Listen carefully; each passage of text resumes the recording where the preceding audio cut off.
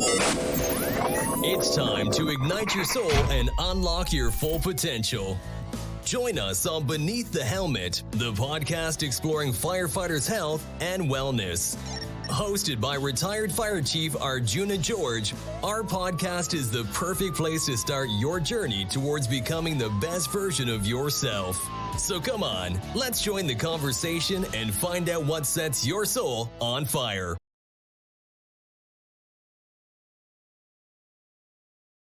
All right, welcome back to Beneath the Helmet, everyone. Season 3. Pretty awesome to be here. We have an awesome episode in store for you today. We got Robert Cefoli from FDNY, former captain FDNY, now the co-owner of FYR Tribe. And we are going to dig into something that's very passionate to me, that I kind of saved my life, honestly. We're going to dig into something called TRE, tension, trauma release exercises, tension/trauma release exercises. So without further ado, welcome to the stage, Rob. Thank you. Awesome. Good to be back. Second time around. Yeah, the first time around for the listeners listening right now. We had a power outage on my end and lost the episode. So I had a great chance to sit down and chat with Rob before, and now we got a chance to record this and put it out to the world. So awesome. In my opinion, a very, very important topic. And Rob and his crew at FYR Tribe are doing some amazing work in the TRE world. So very passionate about this. So I'm looking forward to digging into it. So first of all, let's, just jump in. You just recently retired, FDNY, former captain, and now co-owner of your own business. But tell us a little bit about who Rob is and kind of what brought you to where you are today. Awesome. Well, again, thank you for having me on. It's an honor just to share a little bit about what we've been doing out here. A little background. I just finished up, like you said, I'm recently retired. I got the retiree beard going right now, pretty strong. And it's nice not to have to shave for work, right, for a little bit. That's pretty cool. But I finished up about 20 years, just over 20 years as a captain. I started my career in Brooklyn and Crown Heights. I was lieutenant in Staten Island and Brooklyn and captain of 211 engine in Williamsburg, is where I finished up. And when I was lieutenant, I kind of went up to the health and fitness unit as an instructor. That was for just like an assistant role to the director at the time. And then I wound up taking that over, and I was up in that position from 2018 through my retirement. So I was able to work with a lot of the academy staff, probationary firefighters, probably over 4,000 or so that went through while I was up there, and just learned a lot, and a lot of those kind of roads that we paved just in training, injury reduction, looking at pre and post COVID and what we were seeing in the population base, that type of stuff, kind of led us to this TRE model and method that we instituted in the department. And it did start with a personal experience. I think that's how many people start looking at TRE more in depth when they get shown it for the first time. It's hard to talk about. It's hard to kind of explain it. Still have a hard time a couple of years later. This was going back to early in 23. So we're almost about 2 years into when I first got introduced to TRE. So, made some good progress in the last year and a half or so. Very cool. Yeah. So how did you even come across TRE as a modality? Like what were you seeking for personally? And then what did it do to you? Like what changes in your life did you come to see from TRE? Yeah, hopefully we have enough time, but it's a lot to unpack there. So I was actually feeling pretty horrible in my own body early, late 22 and early 23. I had some stuff going on. I had a neck injury that I sustained from work that I thought was from, obviously from work related, some bulging discs and things like that. I couldn't move my head, mobility issues. That was basically just some time off, PT, that type of thing. No real surgery, nothing like that. The winter after that was the summer of 22. And then 23, actually, my lower back kind of got locked up pretty bad after a multiple lawn that we had. And I attributed it basically to just heavy lifting that day and a lot of time on my feet with the mask on and doing I was an active battalion chief at the time, and we were kind of like on scene for about 3 hours, let's say, like walking around with the mask on. And usually for me, as you get older, you wear that mask too long, everything just starts to get locked up a little bit. So I kind of brushed it off as a couple of days of rest, and I'll kind of be back together. And kind of got a little worse the days following. So instituted, recovery protocols, your foam rolling, stretching, but my training had to take a back seat because I really couldn't move that well. And progressively over the next few months, kind of like got worse and worse and worse, where it was impacting me at home. It was impacting me at work. Hard to get out of the gear. I have young boys, I have 3 toddler boys, 5 and under, home full time. So it's like they're all over you, and you really can't engage them as much as you want to because you're just kind of in a lot of pain. Really felt like my hip girdle and like my pelvis was really just kind of locking down my low back. So a lot of immobility, that type of thing. Just chronic annoyances, right? Sometimes we just kind of brush off when we deal with stuff in our line of work for a long time. And we don't realize that we're walking around with this kind of tension. So I was going back up to run one of the spring classes. And 2 of my lieutenants that had come up. One was Adrian Caban, another one Anthony Simoncini. They're also co-founders of FYR Tribe. Again, it's a not-for-profit. We kind of formulated that throughout this whole process to reach our retirees. That was one of our ideas in the beginning. And a lot of it stems from just being introduced to TRE from Adrian. And Adrian's kind of like my go-to for any aches and pains that I have. He's a massage therapist, officer for 20 years, trainer, does cupping, does all these wacky things, right? And he goes, "You got to try this TRE that I took a course in that once, didn't complete it, but he had some background." So I said, you know what, I'll try anything because stress really was the root cause of what I was feeling ultimately, and I didn't register that really ever in my life of how much stress impacts the body, right, in a somatic way. So and these are things I would never think about if I wasn't introduced to TRE. So we started doing this shaky thing, which is what kind of we all say, this weird shaky thing on the ground in the beginning, right? It's just some strange, weird thing that happened to me, right? And I didn't really get it. And I just was, I just needed to be relieved a little bit. I just need to have that relief in my body where I can move again and start doing things that I like to do as a trainer and as a physical person, right? So I think it was about 7 to 10 days where we were doing about 10 minutes of the shaking on the floor after like a light workout or something like that, and just trying to move it a little easier. And I started to notice that I was actually opening up. So that was my first kind of aha moment, like, oh, all right, I feel a little better. And the things that we're doing, coupled with TRE, which was a different program than I've been used to for myself. So it was more like more foam rolling, more glute work, more things that like maybe imbalances in the body that would he noticed that I really wasn't paying attention to. So there's a couple of things that we were doing at the same time, zone 2 cardio, things like that, where we were adding more of those things in and retreating from what we were doing before, right? And obviously at that point I wasn't doing much because I really couldn't move. So I was like up for anything, like put every cup in your box on my body at once, like whatever you got to do. Like I just want to be able to move better, like get it in and out of a chair without holding my breath, that type of thing. That's where I was kind of at physically, like in a vice. And when I look back at where I was at in my life, I really did realize that I did take on a lot of responsibility. Number one, running the fitness for the FDNY, company commander now, worrying about getting a spot, that type of thing with promotions. I had more children, so I have like 3 more boys now. I have a daughter with I had a divorce going on from years back, so back and forth with her. She's had a diagnosis early on of like autism, so it's high functioning. But again, those other issues carry forward, financial issues with court and stuff like that. And then just trying to like live your life and balance it all. And I'm like, maybe there is like a little bit of a stress thing going on that probably is going to impact me that I wasn't looking at before. So let's look at that as the root cause rather than maybe it was an injury or maybe it was just that one job. Or maybe it was just like a lot of things that happened. And that was the beginning. So we decided that for our unit, we wanted to get certification, being that it was like a physical response and we were looking at recovery and injury prevention mainly. And we saw the response in the Proby classes change pre and post COVID too. So like their resiliency levels seem to drop. Their ability to manage themselves under like multitasking or the rest seemed to be kind of diminished than previous classes, if that makes sense. It was more of it. So we kind of attributed to that lockdown state where you come out of that and now you've been traumatized. Like you literally been like told your family members close to you are gonna die if you go see them, right, for the longest time, and you don't know what to believe, and the world's upside down. So society, I think, took a turn where everyone got a little more sympathetic.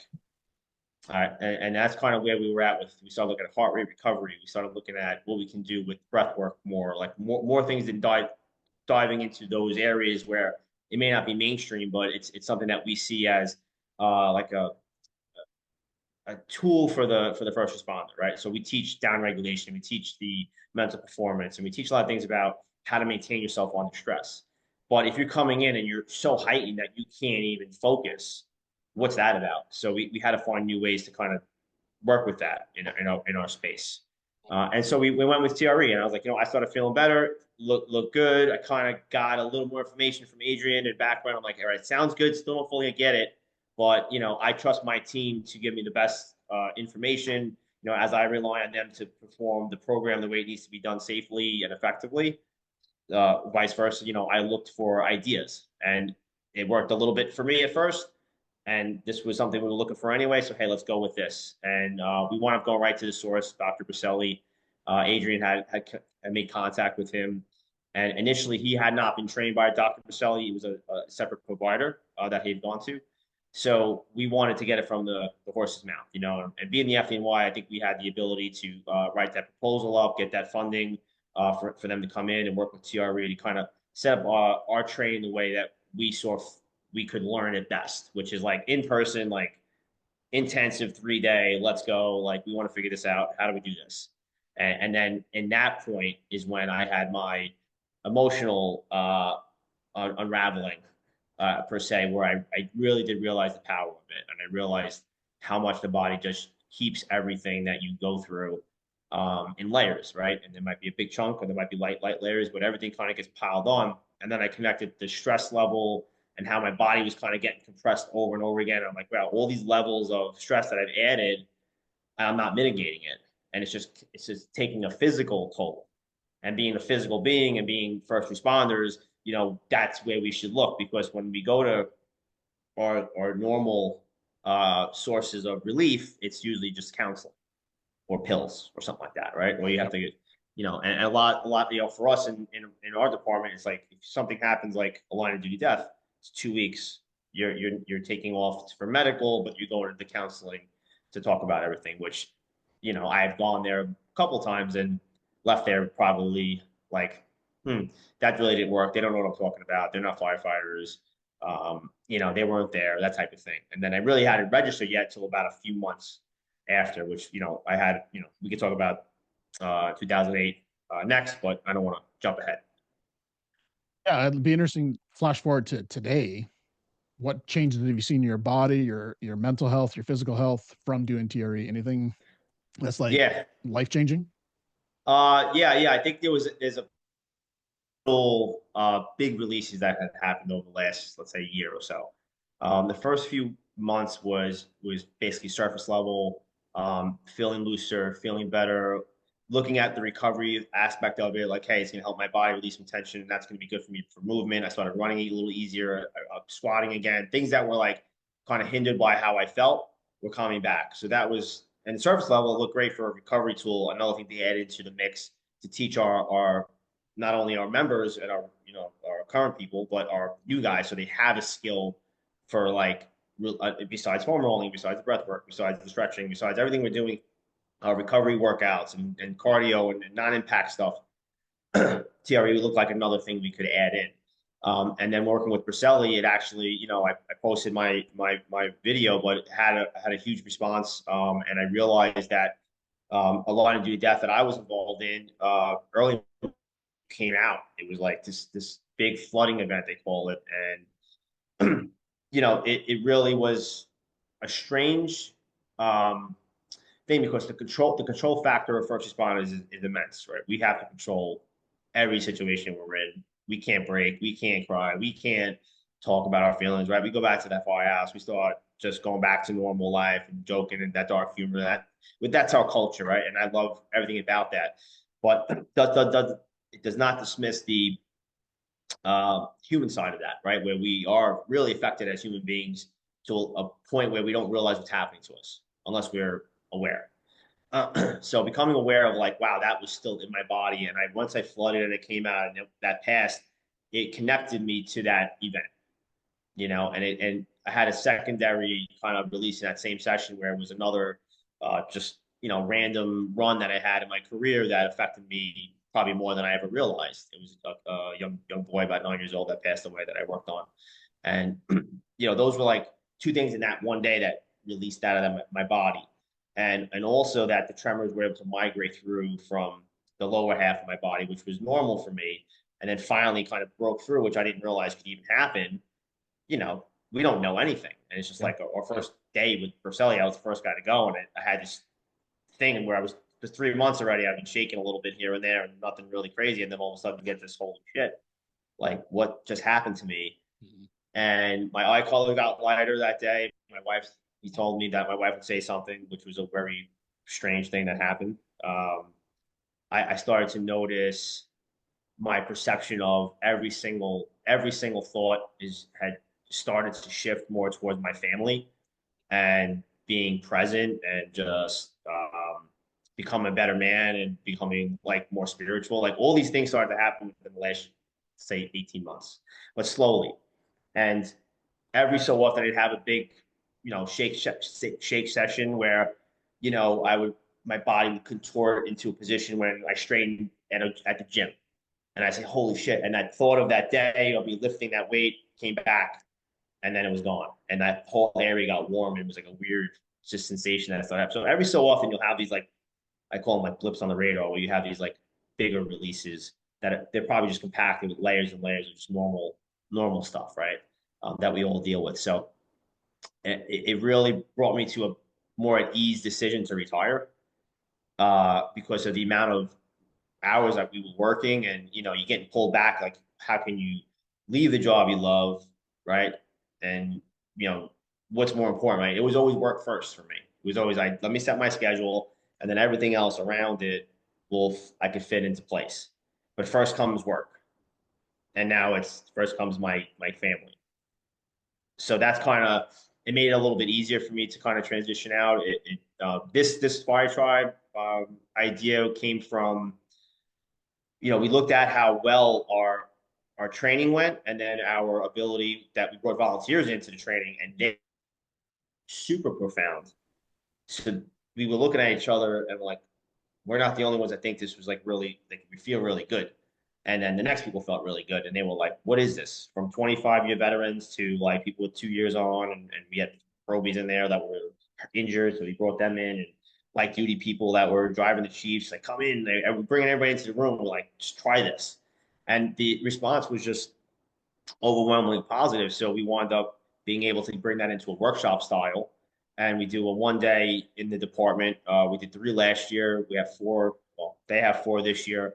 I'll be participating as an adjunct with that as well. Because again, this is like a brand new kind of method.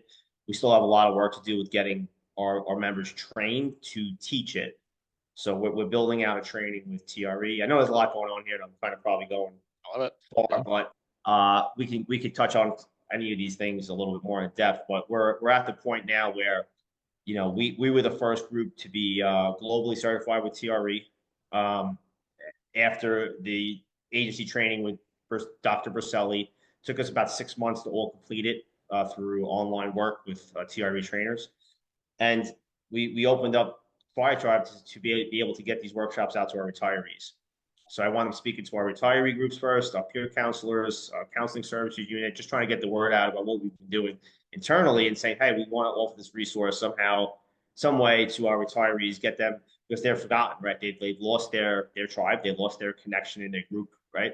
That's a big thing with retirement. So for me, it keeps me involved in the fire service too. So it's like I don't have that hole, that I used to have, and I volunteer training high school athletes now in the morning. So like I have my training kind of satisfied, and I have my connection to all different fire departments and service members around that could use this. And we've went to our first out of city department last month in Henderson, Kentucky, from a podcast. I was contacted, and people are looking for these type of relief. And I think coming from first responders that walk in the path, it's being received really well versus coming from a clinician or something like that, or somebody outside our population. where they're like very skeptical, which we are.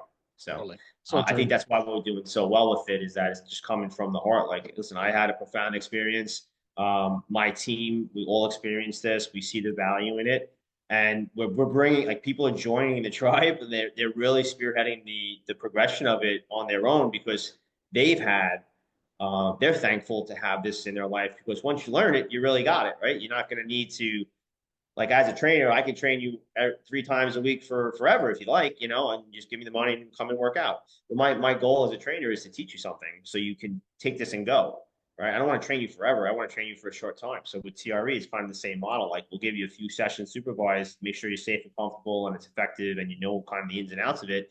Then it's really self-exploration after that and letting it do its work over time, which is pretty cool, right? We don't have to continue this forever. Everybody's going to have to get this stuff. That's where we're at. We have people that need this. We had a police officer kill himself last week. A week after another one. We have cops, we have firemen, we have EMS. Our EMTs are exposed to more things than firefighters sometimes. So, and then our cops in New York City are being ravaged left and right. What to do with their careers? So they're living with that all day, and they're bringing that residue home, which I was too. You're coming home and you're acting a way that that's not fully you, if that makes sense. So, like, with those sympathetic, parasympathetic nervous system information, that kind of still confuses me a little bit, but I got a good grasp on it. It's like, hey, half of me's gone because of my job. I became my job. Now, who am I really now, 20 years later? What kind of man am I? And I can just redefine that going forward, because now I'm at ease with my emotions. I'm a little bit more connected to the emotional side. I'm not, it's not a bad thing. I think for a lot of the service, it's looked at as bad, but I also think it can make you very resilient. I think it's part of that, being able to shift in and out of those phases, be present and be a father and be a husband and be, whoever you are at home, and then go be, captain or lieutenant or firefighter at work, not be that guy at work home as well, because that just is a detriment to the family structure. And we see a lot of divorces, we see a lot of drinking, we see a lot of issues and drug use now, and domestic violence. And maybe people don't understand why they're acting like that. It's probably because they're being impacted more than they know about. Wow. There's a lot to unpack there. Yeah, I know. I could be a little long. I'm sorry. No, I love it. It gives me so much. I just got to remember all the questions I want to ask you now. Just put your finger up and say, just 1 second. Yeah, exactly. So I would say, honestly, we have a very, very similar path on finding TRE, going through it, retiring from the fire service, wanting to share it with the world. Very similar. I can resonate a lot with what you're saying there. And I'm assuming it kind of, well, I think you even said it helped you retire, and it definitely helped me retire as well. And it gave me the tools to thrive and still give back to the fire service, which is what I really wanted to do, right? I didn't want to just cut off and start working at a bookstore. I want to support the fire service and the first responder community across the world, right? So yeah, very similar path. So I love that. Yeah, you have to be purposeful, right? You need a purpose when you leave, and you can't leave that void like we talked about with retirement. You have to have something. Everybody's like, what are you going to do? What are you going to do? I'm like, I'm going to do a lot. I'm just not going to come here anymore. It's like, totally. I'm going to cut that part out, that stress out, the traffic and the scheduling and all that stuff. And I had the ability to do it. Thank God. I worked my tail off to get to a point where I had the choice. And I think early in my career, that's one of the things that the senior guys always said, to get promoted, like, take the test, you can always turn it down. Always give yourself a choice. So I kind of always live by that. Like, say yes and kind of take opportunities and figure out where you want to, move to in the job, and promotion or not, or engine versus truck, or rescue school, whatever you want to do. There's all different pathways.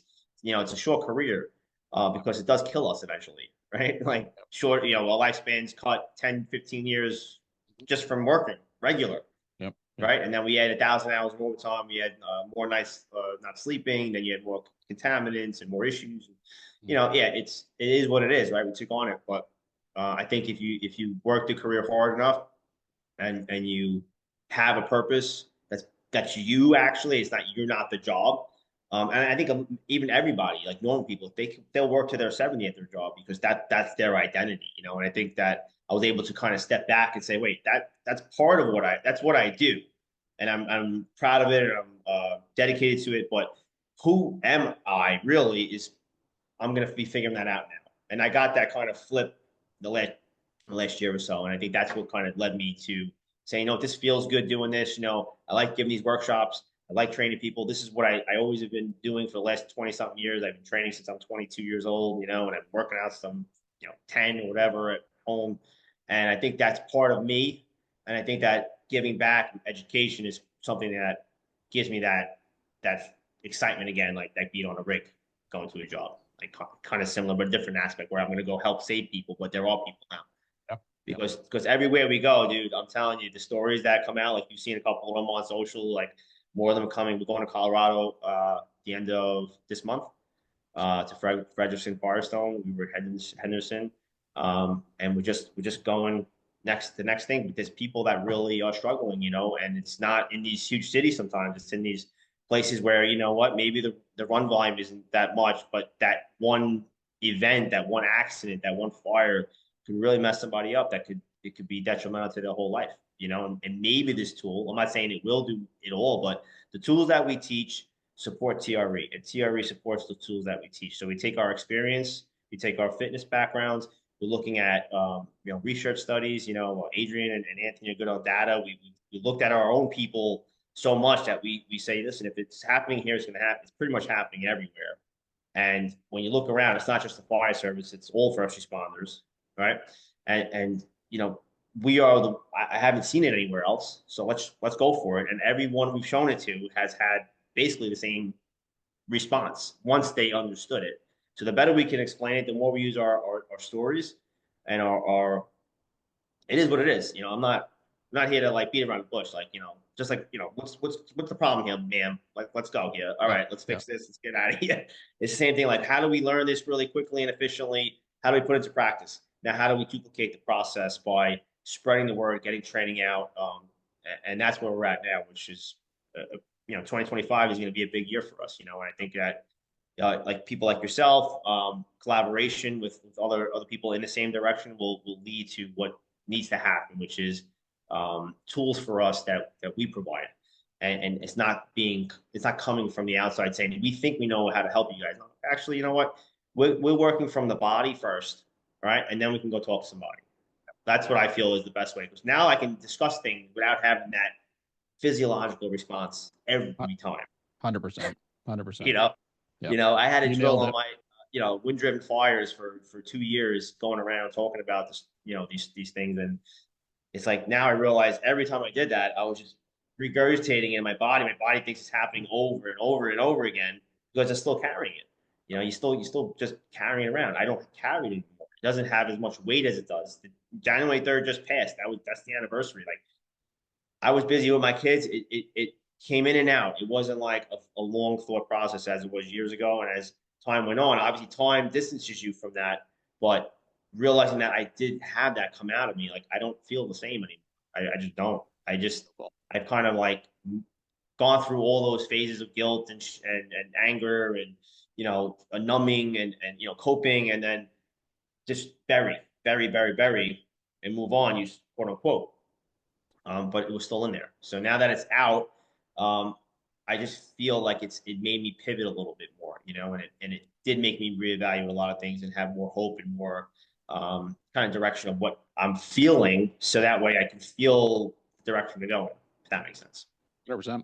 Yeah, I think you hit the nail on the head there of, working on the body before you have to talk about it. Because going into a therapist and having a conversation with somebody you maybe don't know, you don't have a relationship with, and reliving your story, like you say, your body's going to start protecting you, and you're probably not going to open up like you would if your body was in a parasympathetic rest and digest kind of relaxed state, right? So correct. Yeah, you hit the nail on the head there. I love that. Yeah. So we say, our thing is bottom up. We're working from the bottom up. Sure. And when we feel good in our bodies, then we're going to be more adept to just the discussions and then those techniques to the cognitive level. I think that maybe we just been pushed that one way because that's really the only thing that's been available. Because it is a little weird, right? It's a little strange. My wife really started digging into TRE recently, and she goes, "It's very weird, very strange." I go, "I know," but she had our last child. She had an epidural site that got kind of numb, kind of numbed out, and I think it's been about 4. We did 4 sessions so far, and tingling sensation. She's like, the site area is, she's got feeling back in there now, which is, it's like a weird side thing. She's like, that's, so you want to hear something weird? She's like, I'm starting to feel in my back, that area in my back again. Oh. I'm like, all right, hopefully jot it down, journal that, right? Because that is things like people notice weird stuff happening like to themselves, whether it be emotional, cognitively, or even physically. Like things are starting to change a little bit. Not one and done like anything else, but we've had that too. People are like, this is weird, stupid, I don't want to do it anymore.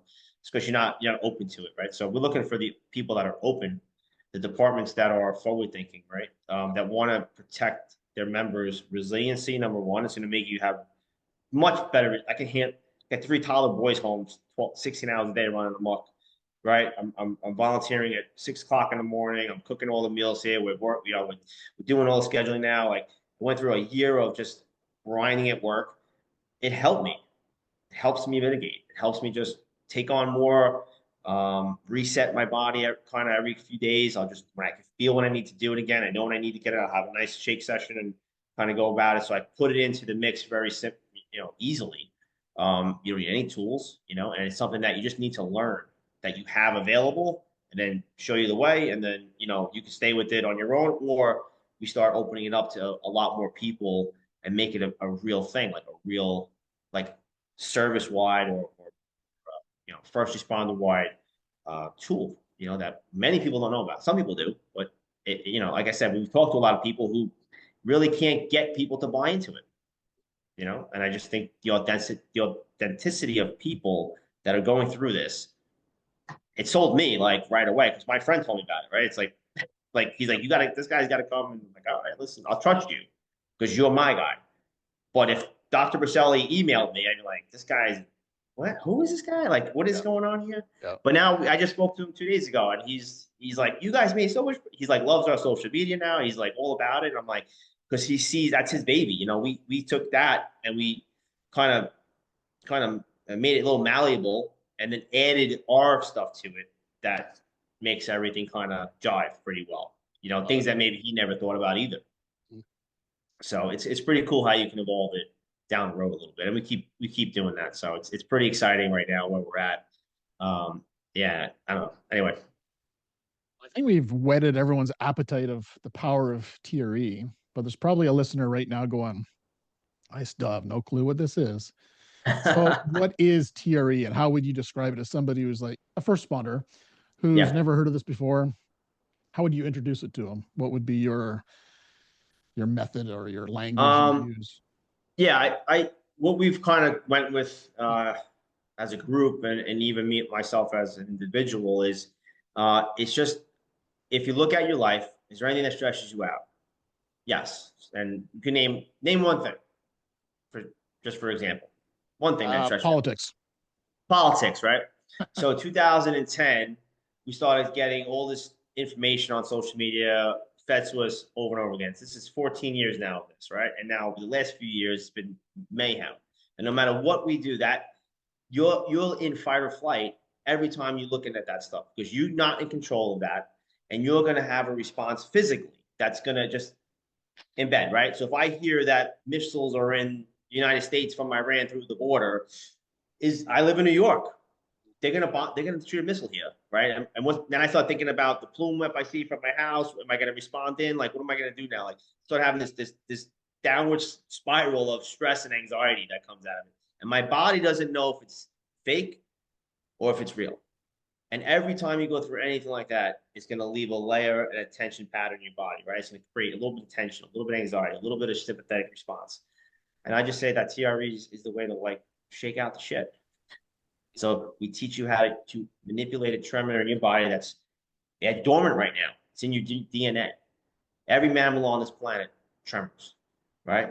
And as simple as put it, you undergo a lot and you need to get rid of it. Otherwise, it creates dysfunction in the body and an imbalance, and it creates tightness. Like your neck hurt, your back hurt, right? You have these ongoing ailments. How do you feel talking to somebody if your neck is bothering you? You're just not going to be engaged with that person. So now we're going to be disconnected. So we're disconnecting from ourselves through our job, through our sleepless nights, through our traumas, through our constant stresses about the world and finances and kids and what's going to happen. And on top of that, now I got to go to Miss Jones's house and pull her out of the rear bedroom burnt to a crisp. And I'm still a human being. And then I'm gonna go back to quarters, and then maybe later I'm gonna have a mullet at OD'd. 2 miles on Mother's Day at OD'd. The day up and down I worked that Mother's Day. Or I got the kid that died, little Johnny, with the father screaming in the back of my head. Or I got Johnny Nice guy that I gotta find on the floor and the wind driven farm and be like, holy shit, we got a Mayday, we got a guy down. And it just imprints. The second you're there, it just imprints and it imprints and it just creates that polarizing effect for your whole career. And then you leave your career and you've lost your tribe and you've lost your people and you're disconnected at home and you don't know how to get your emotions back and your wife's calling you a sarcastic asshole and you're cold and you're angry and you're yelling and you're like, this is me. And I'm here to say it's not you. It doesn't have to be. There are other ways. And maybe this could help you. And then maybe these other things that we're talking about could just kind of support you to make that leap out of what you've been doing into your true self, and become the full person that you really wanted to be, but you kind of lost it along the way somewhere. I love that. In a nutshell. I think you brought up a little earlier about the recovery aspect. And I think a lot of people think of TRE who know about TRE about tension and trauma. So stress and trauma. But what I've seen, and you're kind of doing that as well, is it's an amazing tool for recovery for spotters or for athletes or anything in that regard. Any experiences with the power of TRE for recovery in your aspects? Well, personally, yes. I mean, personally, I've 180 in how I felt from where I started. I'll tell you that much.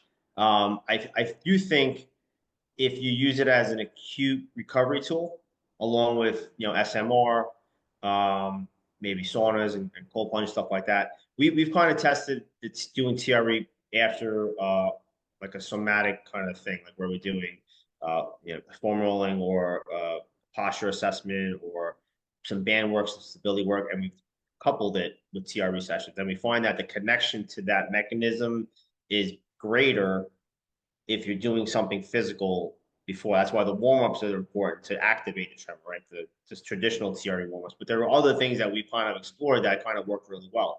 One of them is just using a foam roll and then doing TRE. You actually, because you're feeling the parts of your body, doing a body scan, something that we do at our workshops. We have them do a full body scan. We walk them through that whole thing, and we do it in the beginning, at the end of the workshops, the awareness workshops. So we do 3 sessions in the awareness workshops. So we kind of do it on the bookends, and the body scan is where, oh, wow, that this part of my body was bothering me, and then all of a sudden it wasn't.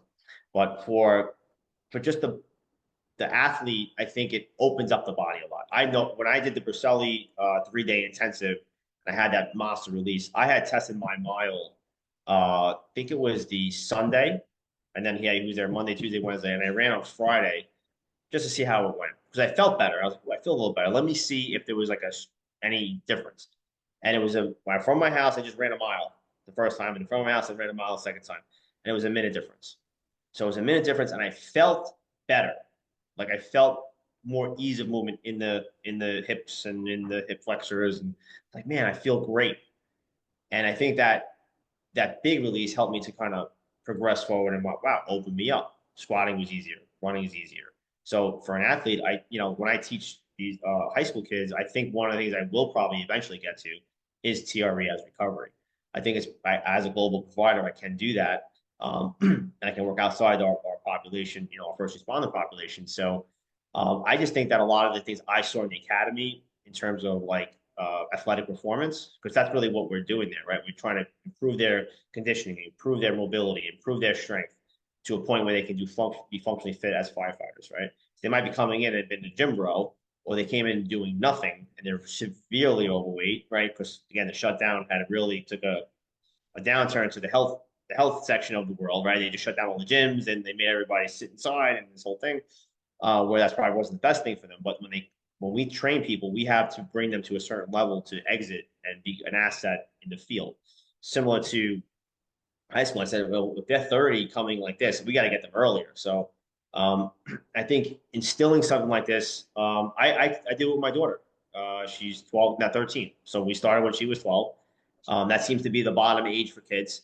And I think for athletics too, it could be a useful tool. Like just if you learn about it, again, super anxious, kids are on their phones way too much, on their iPads. They're definitely operating at a higher stress level than we were at that age. And dealing with athletes at that age as well, you're coupling, they're probably overtraining, most of them, because they don't know what to do and how to prioritize and program themselves correctly. So that could be something, if we taught them that, not only would help them with their emotions and their anxiety, but also could help them perform better, hopefully stable of injury, so they can compete at higher levels. So I think there's just so much that it's useful for, and it's a very simple thing to learn and then just implement. Very short amounts of time, a few times a week, or longer sessions, less times a week. Whatever it needs to be, you will know based on how you feel. I've been incorporating with my wife. Again, she had a couple of C-sections, and the last one was an emergency C-section. So it was a kind of a traumatic experience for her. And ever since then, she's been like racking her brain with toddlers and me not home.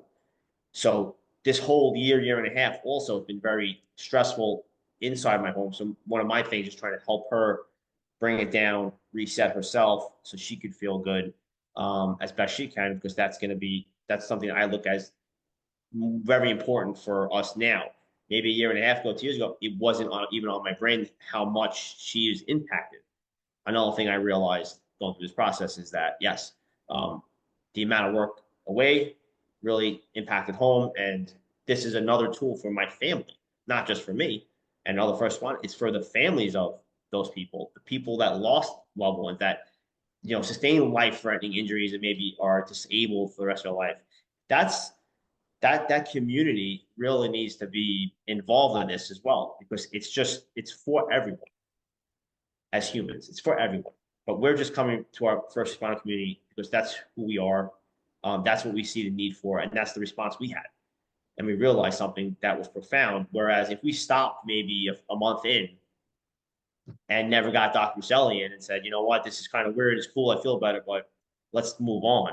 Like we could have went the other way too, and this never would have came about.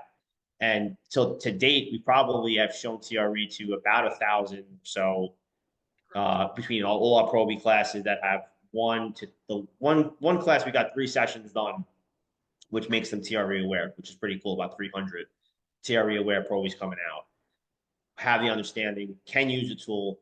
The workshops are going on, the resources that are involved in the online portion of their training manuals and stuff like that in video. So it won't go away. But keeping up with that every class is tough without the training of the next instructors and making sure there's more people to be able to facilitate this, even in the FDNY. Because again, a lot of red tape, a lot of constraints on things. So what we found is that sometimes the smaller mid-sized departments are the ones that really need something like this, and it's easier for them to get it. So bring us out, we'll do it in a half. We'll come back in a few months, give the guys the agency training, set them up in the right space, and now you have a hub.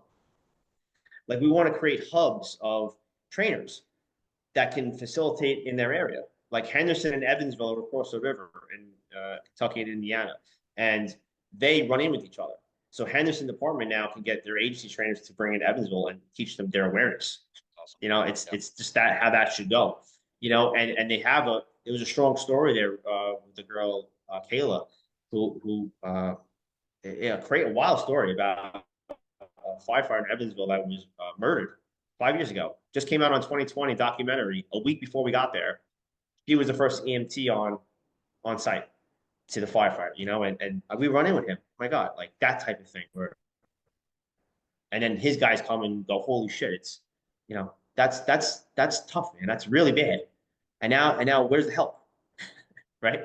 Who's helping those people work and get back on the rigs and be able to function, And it was a week prior to that 2020 documentary come out. We dropped into Henderson, and then Kayla's in our workshop, and then she sat down after one session and was like, she came out with the story, and I was like, we were like, oh my God, really? Like, that's insane. So obviously TRE's made a huge impact in your life. Now you're sharing it with the world. What does Rob do on a daily basis for your own wellness outside of TRE? And maybe share what your TRE practice is. Is it once a week? Is it once a month? Is it as needed? What does that look like for Rob? Yeah, right. So I would say for TRE, it's I feel it out. I know when I need it. And if I have the opportunity, I probably will gravitate to that if I have downtime. Tough with the kids around, you can do it in your life. You can do it watching TV, do whatever. But for me, it's come down to when I feel like I need it, usually about twice a week, give or take, and usually more in the evening time. I like to wind down with that. I do couple it with foam rolling and yoga as well. I think that I do a lot of foam rolling. I think that's one of the staples of my life. I think you can feel those muscles and those areas so much more when you're needing them out, right? Making that connection. And I think that when we recently changed to doing it prior to TRE, it works really well with either the short workout or a short type of SMR session, and then the TRE as like a recovery tool. I think that pairs well.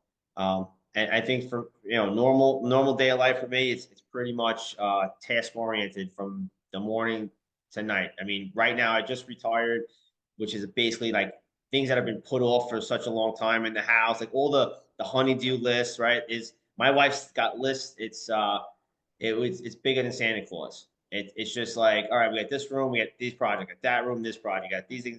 Now on top of that, we're trying to move FYR Tribe ahead. You're trying to figure out all these things, right? But for me, I always work out early.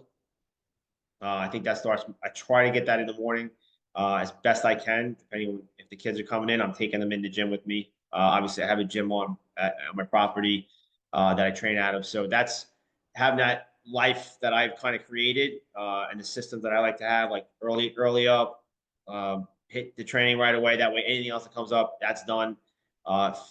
Finish it up with either yoga, foam rolling, TRE, watching some TV, or reading or Bible study with my kids now. Like some really crazy stuff's been going on in my life. Like I'm going like in a weird direction, but I'm looking at religion. I'm looking at what do I want to teach my kids? Like all the skill sets that I've learned through the department. How can I impact other people more? And because of the pension, I'm like at ease for right now without worrying too much. I think a lot of the worries in a married life and kids and work, it's like your financial situation is like mine's not great by any means. Trust me, it's just stable, and that just adds a levity to it where I can start doing the things I like to do. Where I'm working with teens and working with teams. I actually gravitate to that. I train with them. I'm in the gym doing the work similar to what I was doing in the academy. So like it helps me to stay at a higher level and in the mid 40s, and the kids are 30 years younger, and you're able to see them shaking a little bit and huffing and puffing where you're like kind of still moving around, and it's a pretty cool experience for me. So that helps me get my training in early. Homeschooling all my kids, my young boys. My daughter's in school, but my boys were homeschooling right now for a little while. That's what another reason we decided to do what we did. So we were home more. Just like those type of things where it connects you back to just living home with your family. I mean, that's being with them more, and everything is around that. Where I train at home, we take hikes together, we shop together, we do these things where it's kind of just living life without the worry of, oh, I got to leave and I'll be back in like 36 hours or something like that, like a couple times a week. So that seems to be where I got to. I used to worry about so many more other things, and now it's just dig in here, be present, be with your kids, be the role model, be a good dad, be a good husband. How do I get better? What do I need to learn? What's next? What's next is how many people can we help? That's we all see it because there are other people now that are talking about it. There are other people that are sharing the logo is on people's bodies now. Like people are forwarding things and sending messages and coming to the workshops and coming back. People are TRE aware they're coming back to more workshops because they like the community style of what we're creating. And we have a lot of work to do to get that community built out, but I think we're going to be in a good spot, and it just keeps rolling. So I'm super excited about it. I don't know. It's just that's what I've been really thinking about all the time. I think about it all the time. It's crazy. 2 years ago I didn't even know about it. Yeah. So. Well, we've only known each other for a few times virtually, anyways. Yep. But I gotta say, I'm very proud of you for taking that step, because I know it's hard to leave the fire service, especially when it's on your own terms. And we're still young people, and we left the fire service on our term versus either it killing us and having to go to a funeral, or whatever that could look like, right? Just being a miserable last 20 years of your life, right? So Proud of you for taking that step. I think that's a huge step. And I think that's also a message that a lot of people need to hear is it's okay to leave the fire service when your time is up, right? When your time is up, it's okay. Yeah. It's totally okay. Yeah. I think that if you, the way I looked at it, I started to feel that I wasn't as excited as I used to be at work, and that was kind of the beginning. I was like, maybe it was just a lot of stress because my jobs changed and like where I was at added different levels of experiences, right? So it used to be breaking down the doors, putting the fires out, nozzle, right, all that stuff. Then you get to lieutenant. Lieutenant's great because like you always blame the captain. You can always blame the guys because like it's like that. Yeah. And the captain always got everything. And everybody said you have to get in and out of captain and get to chief. And I missed my battalion chief test by 2 months from my list. So it kind of got, but it also got me to be a fitness unit officer and then obviously the director because I had that time to get up there. And it actually was a weird situation because I went off out of the firehouse to go offline due to my personal situation, like the stress of my daughter's schedule with my ex-wife at the time. We didn't have a set schedule. I was worrying about so many different things, like my 24 partner, like what was his schedule, and then what she was telling me I couldn't do, and how much time did I have with my daughter? I said if I could just go off and get a steady kind of schedule, and I can work out and train people, I like that, but it's also going to be a relief in my life. And I think at that point nobody really got what I was going through with our situation. So it was kind of like, we leave the firehouse a little frowned upon, like, oh, you don't want to be here, stuff like that. But it really wasn't like that at all. It was, I needed to just stabilize myself because I felt it. I felt like I was in a crack. And I didn't know, I felt so bad about having to always need something that it was a burden, you know?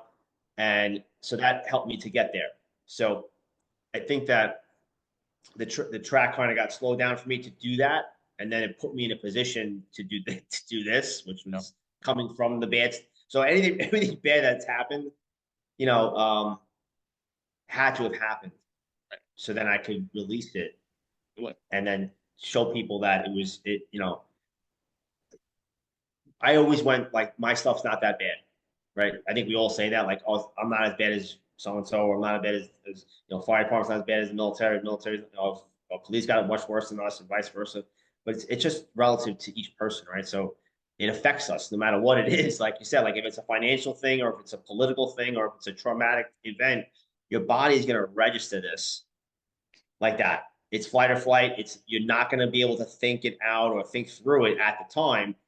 And then you don't realize that it's clinging to you. And it's like, like a lint collector. That's a good one. Well, like big lint collectors for shit.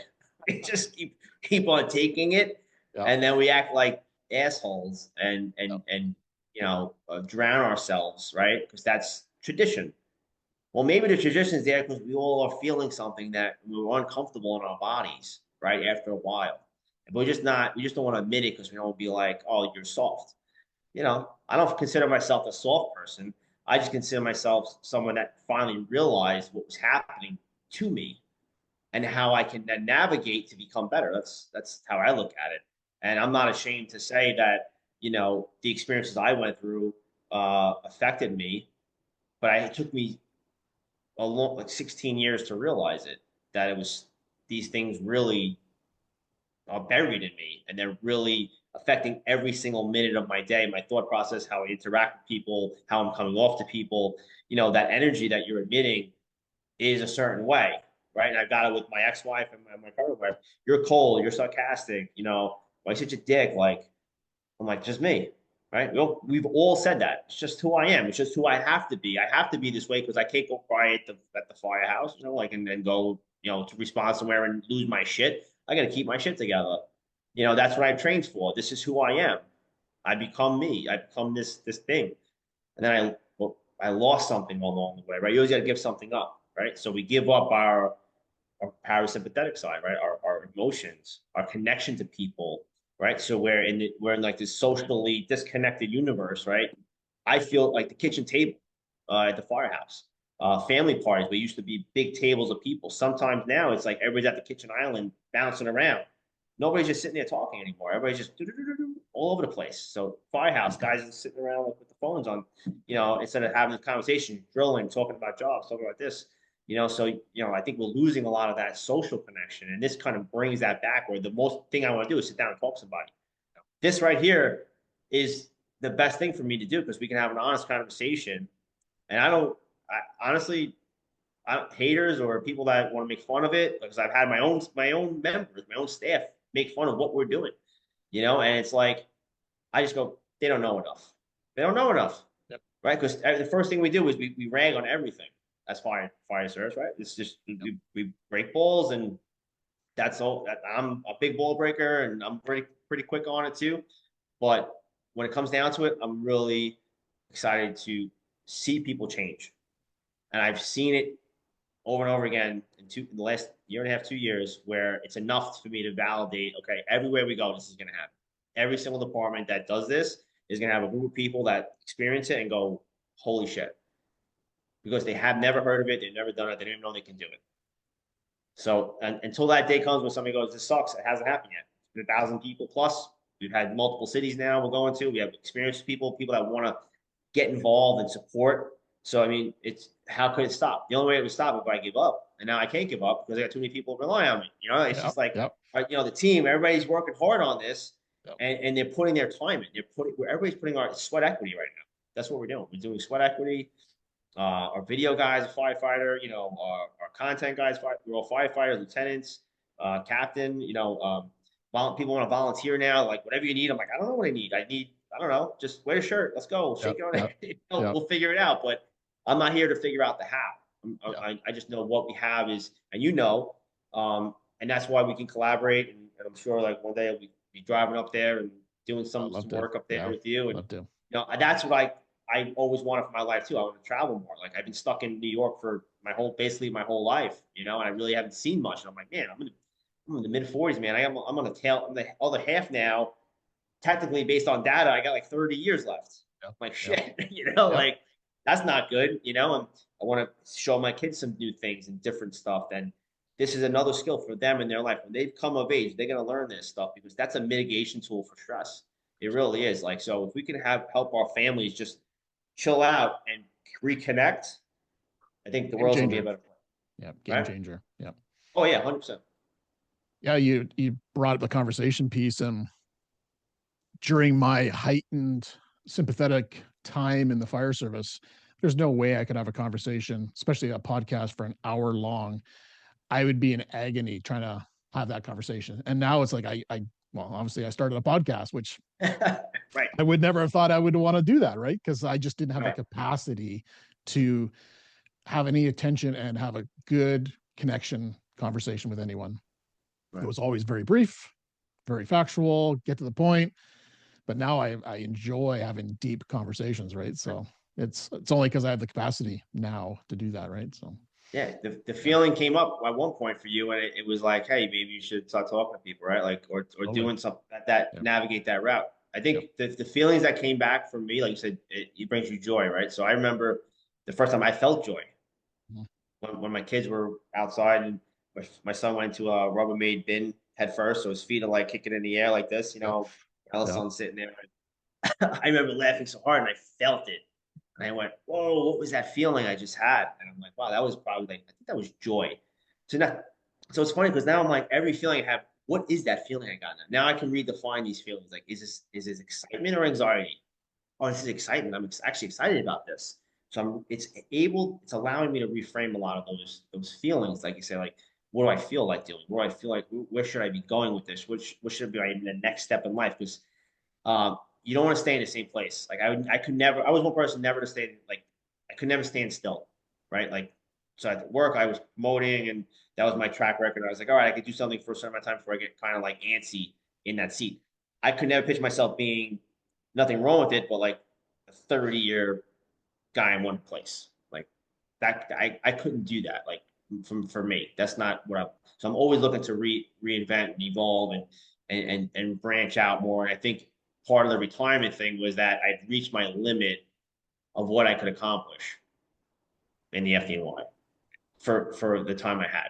So it would have been either stay another 10 years and then have the same type of situation with scheduling and anxiety and stress and family conflicts and just you got to be here for this, and that really tugs you a lot because at the firehouse you're like, oh, you need to pick that car for that guy, you're shit big, like you don't work overtime, like it could be that way too. So it's like you're getting it from both ends, and it's like I just want to like have everybody be happy, but I'm not happy, and then you start to do some of this type of work on yourself and you start to feel things again and reconnect these areas of your life. You're like, wow, maybe I want to do this instead, or maybe I want to start a podcast, or maybe I want to go teach TRE to different places and show them what we've done here. And because what is the next step? Just stay right here and just do the same thing over and over again, or how much can we get done here, in this community? So I said it's a gift that I wanted to leave and have the guys kind of duplicate and train the trainers and get people moving, and we have to do that this year.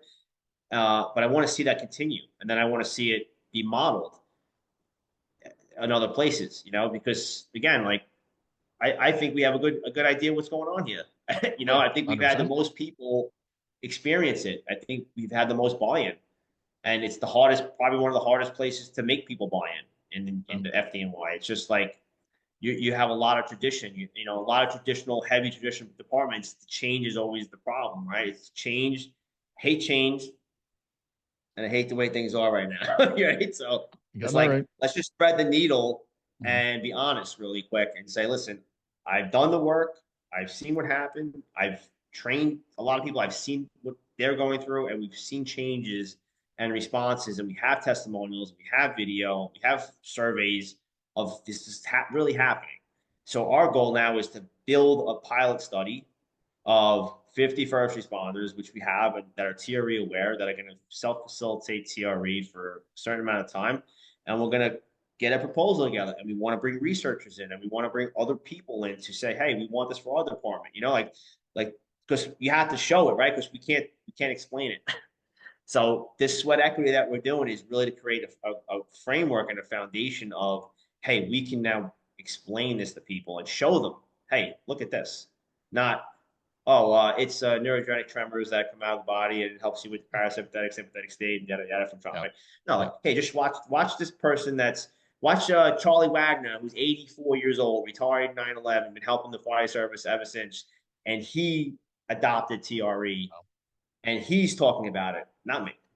There's him. Here's Kayla Stone from Henderson, Kentucky. Here's Sammy Frater from Colorado coming up, right? And the people that are going to be coming down the pipeline on this, yourself included, we're out there, but we're sporadic, right?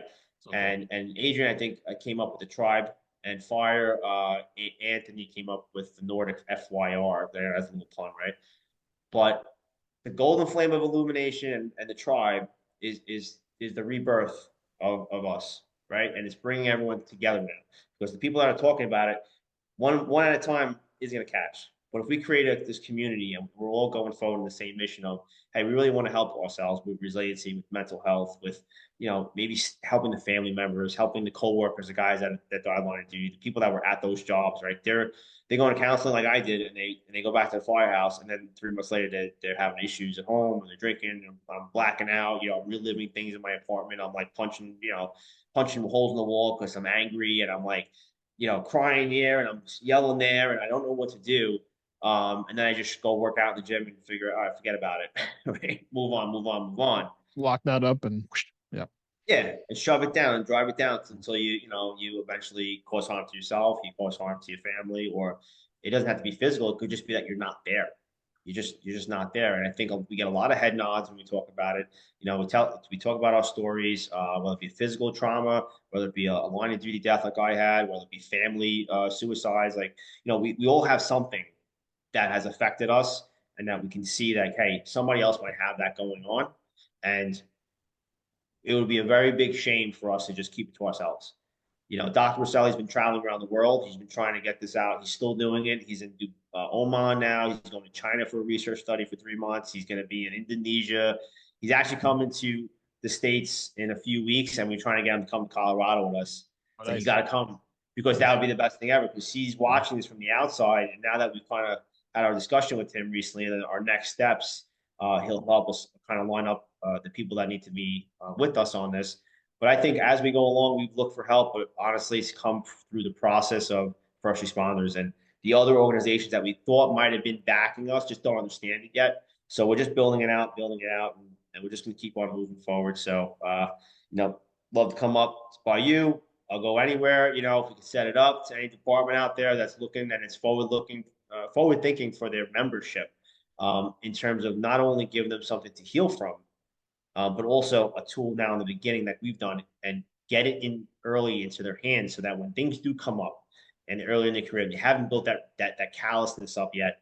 They're not going to kind of go off the cliff with it, right? Because it could be just one incident that brings somebody into a suicide.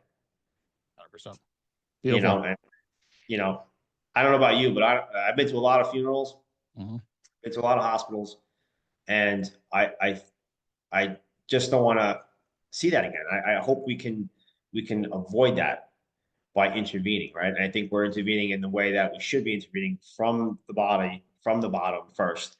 Let's feel better, and then we can implement all the other things a little bit more easily. And people be more open to probably discussing it, even on forums like this, where even if we do Zooms about it, like we can get people together that are all kind of coming from the same place, all can relate to each other. And it's not just coming from like the outside only, always the way it's always been. I think I've heard that a lot from a lot of different people in a lot of different places. Just like the services aren't there, they're not great, the appointments are too long or too long of a wait, and in that time frame, people are coping in the wrong ways. So I really do hope that we just continue to get this message out and connect with more departments and more forward-thinking people and people with influence, so we can really make a difference here. And I think that'd be a really cool project for the next, half of my life, and raise my kids with that premise and just helping others, man. That's the service mentality, right? That's what we do. So how can we stop now, right? What a gift. What a gift, right?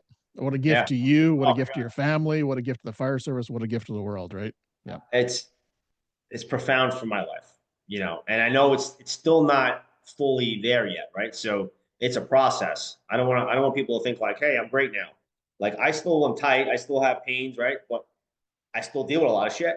So it's like, it's like you got to mitigate some and you got to let go of some. And it's kind of like you work it in like anything else. It's like a healthy lifestyle. It's a wellness lifestyle that you got to live, and you have to couple it with better habits, and make better decisions. And I think, I used to still drink. I kind of recently stopped. I just didn't feel the need for it anymore. Some days like, man, I really want a glass of wine, but like, I don't want to have that over me. I want to be able to have my body feel good. Like the more I feel good, the less I can care about that. And I know how bad that is. And as a trainer and a fitness guy, it's a Achilles heel for us in the service. Like it's like it was the only outlet we've ever had, was just go to the bar, just go to the bar. Every party, every retirement, everything it revolves around that. I think it's just it's a bad mechanism for us, but it's the only thing really we have to just kind of numb it. So I look at it in both ways, where like, yeah, I'm still going through the process. Like I am not, I don't think you're ever gonna be out of the process. I think you always kind of just have to mitigate life, and you have one of it, and you have to be your best and feel your best. And if you don't recognize that early enough, like I recognize I'm still young enough to do a lot and I can retire. So you know what? Yeah, I'm going to do that. I'm going to take that step, and I'm comfortable with that, knowing that I have a purpose, knowing that this is actually building into something that I never even could imagine that people will catch on to this. Dr. Cefoli is like, I can't believe how many people you have kind of going with this thing with you guys, like providers all over the world forever. It's just a hard thing to explain, and it's a hard thing to grasp. But if you have a community that's built in, and we have trust built in, and it's coming from the heart, it's coming for the right reasons. It's like I want to see people have a better quality of life, right? And it doesn't matter about your money or your house or whatever. It's about quality of life and time with your family and time with your people or your tribe or your community, and to be interacting and to get back to that, because we're losing so much of it. And it's very vital in the service. It's very vital for us to be like that with each other. And if that goes, and everybody's just by soul siloed, it's going to be a disaster for the whole first responder community. There's no support there after a while, right? Everybody's like, yeah, whatever, man. Look at my draft picks. Yep. And this guy's struggling on the side. Maybe we need to have that one-on-one conversation again.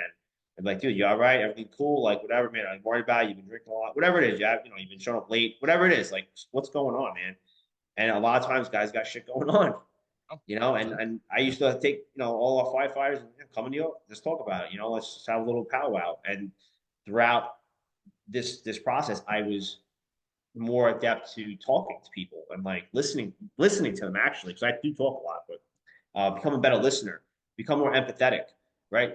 Feel for people again. Like I feel for these people. Like I'm sad, I'm happy, like I'm glad, I'm like, proud, and grateful and gratitude, like things that I never would think about years ago are like what I kind of like have revolved my life around. And I really start to think about every interaction now more and more. And I value that because I know that my time is limited.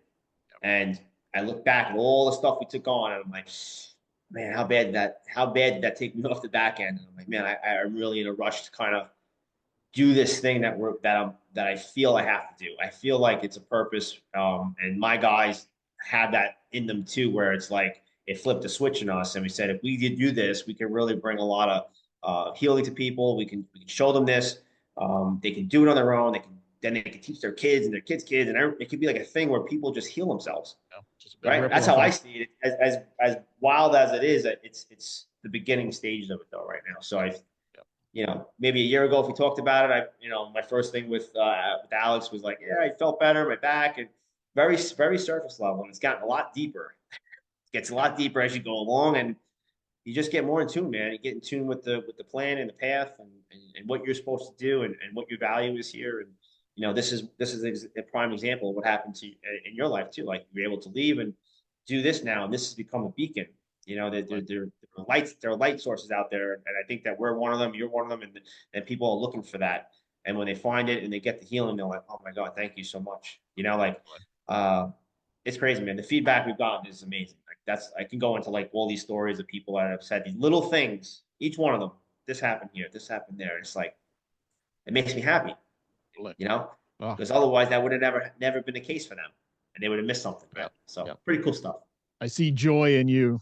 I see joy in you. Yeah, man. I got passion for it, and I have excitement for it. Yeah, keeps you moving, man. Keeps you moving. Love it. Yeah. So, Rob, if there's a listener right now who's like, "This sounds very intriguing. I want to learn more about it. I want to talk to Rob and his team." Yeah. How can they get a hold of you? So right now we have a website up. It's FYR Tribe, FYRTRIBE.org. Gives basic information. Our email link, our Gmail is firetribe@gmail. It does work on the website now, which is another step in the right direction. Look at you don't even try with a website that can help us out. That'd be great. And then Gmail is always the best for us right now. Website or Instagram is at FYR_tribe. And that'll have our logo up there. So follow the tribe. Our content there is what we kind of are continually putting out to share and show what this is. So a lot of that can be seen and heard through our testimonials and all the shaking videos we have. Because again, it shows what it is. Dr. Cefoli is on there as well. And I think in the future, we'll have some more resources available like YouTube and stuff like that. But again, we're like 4 firefighters, that are working and one's retired now. And we're just trying to all figure this out and create it. So the website and our Gmail and Instagram are basically our 3 go-tos as well. I'm on LinkedIn at Rob Cefoli. So if you want to shoot me a LinkedIn or something like that, you can get me on there too. Awesome. Well, it's been a total honor, and I probably could do another couple hours with you for sure. No doubt we can do a follow-up. I'm no stranger to 3-hour podcasts, so we could go down any rabbit hole you like. But Love it. I understand time is valuable, and I would love to do a follow-up. I think that we had spoken about maybe a collaboration down the line. So I'd love to, 100%. Yeah. Figure out maybe something up there with you guys and your people. So that'd be cool. Let's go. So as we come to a close, is there one message, one thought you want to make sure that you have our listener today walk away with? One only, huh? All right. Only. Well, there's light at the end of the tunnel. And if you're suffering and if you're going through some stuff or somebody that's going through some stuff, we're here to help. Our tagline is here to help. And we've started the process of this in the attempt to reach the people that need it. And I think just through these platforms, through the listeners, there's going to be somebody out there that says, you know what, this sounds really interesting. Please reach out. Please don't hesitate to email. That's how we got our few two departments to kind of participate in the study. They were looking for stuff, and they heard it, and they go, you know what, this sounds really cool. You know, guy sounds like he knows what he's talking about, right? So there is help though, and you know, before you take a step in the wrong direction, and I've been down that road before. It's been a wild ride for me for years, and you know, you have one body, right? So let's take care of it.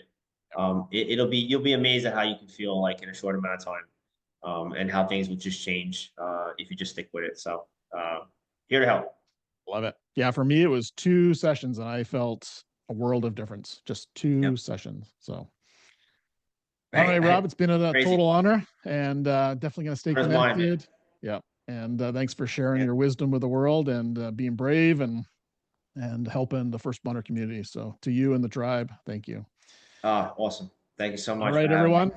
Hope you enjoyed this awesome episode all about TRE and how it can kind of really save your life in a lot of aspects. Hope you enjoyed it. Hope you took some notes. Reach out to Rob if you need to. Until next time, stay well. All right, that's a wrap. Awesome. Thank you for tuning in to Beneath the Helmet. We hope that this podcast has provided you with valuable insights into the world of firefighters' health and wellness. Remember, caring for your physical, mental, and spiritual well-being is crucial to achieving optimal performance.